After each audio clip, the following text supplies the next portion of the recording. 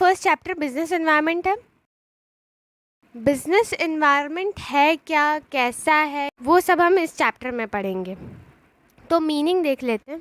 The term business environment refers to the sum total of all individuals, institutions and other forces that lie outside a business enterprise but that may influence its functioning and performance. Business environment उन सब चीज़ों का जो है total है, उन सब से मिल के बना है। किन सब से? जो हर चीज़ जो बिजनेस की फंक्शनिंग और परफॉर्मेंस पे इफ़ेक्ट डाल ली, जो बाहर के जो फोर्सेस हैं वो बिज़नेस की जो फंक्शनिंग पे असर डाल रहे हैं, जिससे वो चेंज हो रहा है, वो सारे फोर्सेस से मिल के बना है क्या? Business environment.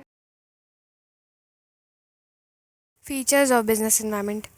फीचर्स क्या होते हैं? एक तरीके की क्वालिटीज़। बिजनेस एनवायरनमेंट है कैसा, उसके फीचर्स इसमें बताए गए। सबसे पहला है टोटलिटी ऑफ एक्सटर्नल फोर्सेस। जितने भी बाहर के external forces, competitors, suppliers, customers, तो ये सब क्या कर रहे हैं? इंडिविजुअल बिजनेस एंटरप्राइज को इन्फ्लुएंस करेंगे। दूसरा है general and specific forces. General forces क्या होते हैं? जनरल फोर्सेस वो होते हैं जो सारी बिजनेस एंटरप्राइज को इफेक्ट करते हैं, इनडायरेक्टली इन्फ्लुएंस करते हैं।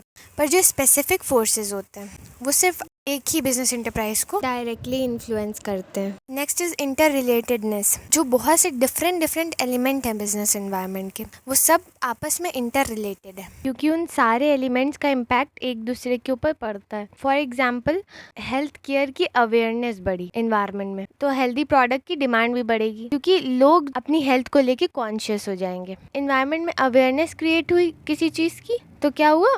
उससे रिलेटेड प्रोडक्ट की डिमांड भी बढ़ गई। तो ये क्या है? एनवायरनमेंट इंटर रिलेटेड है। Next is complexity. Business environment जो है कॉम्प्लेक्स है। बिजनेस एनवायरनमेंट को समझना मुश्किल है थोड़ा, क्योंकि जो बहुत से एलिमेंट्स हैं इंटर रिलेटेड हैं। फॉर एग्जांपल, इकोनॉमिक या सोशल, पॉलिटिकल, ये सारे जो फोर्सेस हैं, इनका इम्पैक्ट प्रोडक्ट पे क्या पड़ता है वो पता नहीं चल पाता, तो इसलिए कॉम्प्लेक्स है business environment. Dynamic. Business environment static नहीं है, डायनेमिक है, चेंज होता रहता है। फॉर एग्जाम्पल, कोई नया कॉम्पिटिटर आ गया मार्केट में आपका, या नई टेक्नोलॉजी आ गई, तो ये सब क्या है? चेंजेस होते रहते हैं। बिजनेस एनवायरनमेंट चेंज होता रहता है। Next is uncertainty.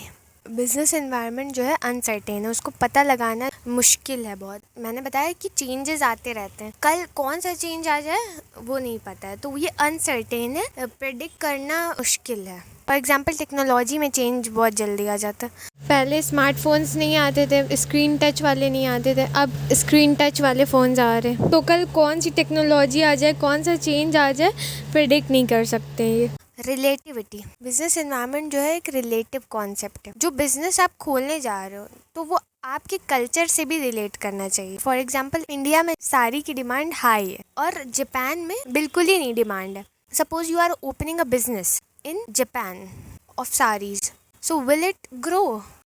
No, it will not grow, because वहाँ का कल्चर ही अलग है, वहाँ साड़ी नहीं वेयर की जाती, तो आप वहाँ पे बिजनेस वो खोलोगे तो नहीं चलेगा। Suppose you are opening a sari business in India, so it will grow. Why? Because यहाँ का कल्चर है, यहाँ लोग साड़ी पहनते हैं, तो उसकी डिमांड है। ये रिलेटिव कॉन्सेप्ट है।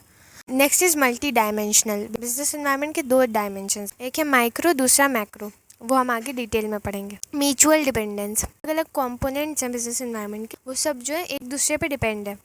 फॉर एग्जांपल, इकोनॉमिक फोर्सेस हैं, वो नॉन इकोनॉमिक फोर्सेस को अफेक्ट करते हैं, तो आपस में सारे कॉम्पोनेंट्स क्या हैं? एक दूसरे पे डिपेंड है। Next is diversity. डाइवर्सिटी का क्या मतलब? बहुत सारे जो फैक्टर्स हैं वो एक साथ बिजनेस को गवर्न करते हैं। Next is non controllable.